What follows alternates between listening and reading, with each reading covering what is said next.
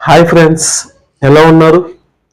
ఈరోజు simple present టెన్స్లో కొన్ని small sentences చెప్తా చూడండి. సింపుల్ ప్రెజెంట్ టెన్స్లో స్మాల్ సెంటెన్సెస్కి మనం స్ట్రక్చర్ ఎలా ఉంటుందంటే సబ్జెక్ట్ ప్లస్ V1 ఉంటుంది. ఓకేనా? అయితే ఇప్పుడు చూడండి, నేను రాస్తాను అంటే ఎట్లా చెప్పాలా? I right. నేను రాస్తాను అంటే ఐ రైట్. మేము రాస్తాము అంటే వి రైట్. మీరు రాస్తారు అంటే యు రైట్. వారు రాస్తారు అంటే దే రైట్. అతను రాస్తాడు అంటే హీ రైట్స్. ఆమె రాస్తుంది అంటే షీ రైట్స్.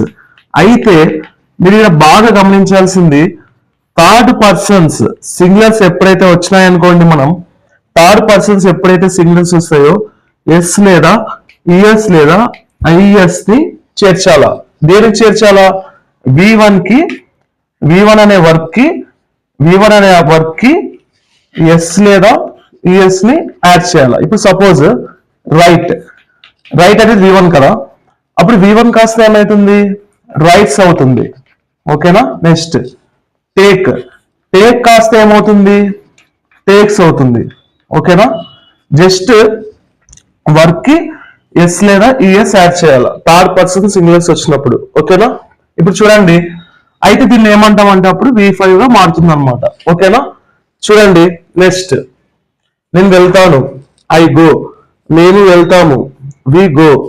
మీరు వెళ్తారు, యు గో. వారు వెళ్తారు, దే గో.